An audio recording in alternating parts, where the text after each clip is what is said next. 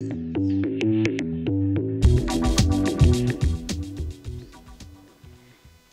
dans la salle est myope? Qui dans la salle est astigmate? L'égalité telle qu'on l'applique aujourd'hui, c'est comme si je vous disais « je vais donner des lunettes de correction de myopie à tout le monde, parce que moi je suis myope ». Et ce problème dans l'égalité, dans le fonctionnement de l'égalité, c'est ce qui a fait ressortir mon travail de bachelor. Son but, c'était de trouver et de comprendre et d'expliquer la parité et le problème pourquoi il y avait aussi un dégringolement aussi faramineux de la diversité au sein de leur programme d'accompagnement. Et de cette question de recherche très large et très précise est ressorti un autre questionnement. Quelles sont les barrières à l'entrepreneuriat, extrinsèques et intrinsèques? Et la réponse, eh bien, il y en a beaucoup. Le poids de la famille, l'homophilie au sein des réseaux, les inégalités de traitement au niveau légal, professionnel et interpersonnel, les barrières de financement, le manque de rôle modèle réaliste, le sexisme, la réalisation face au syndrome de l'imposteur, la situation économique, etc.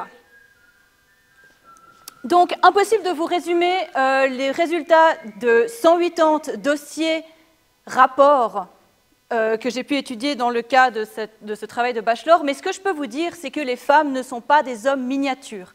Le système tel qu'on le conçoit actuellement n'est pas adapté à la réalité d'une grosse partie des femmes aujourd'hui.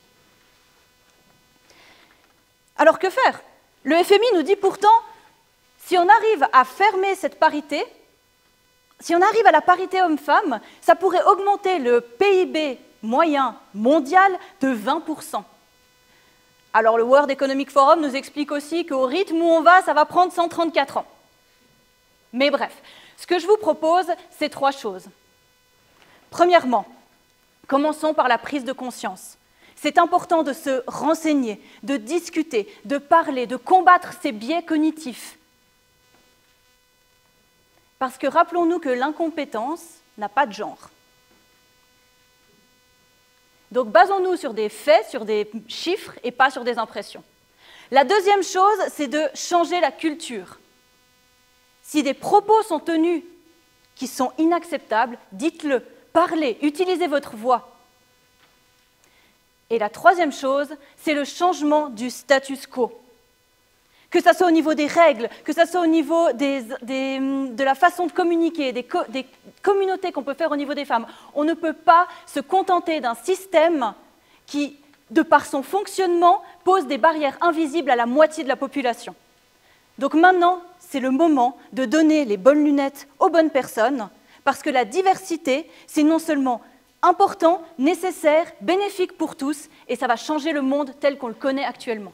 Merci.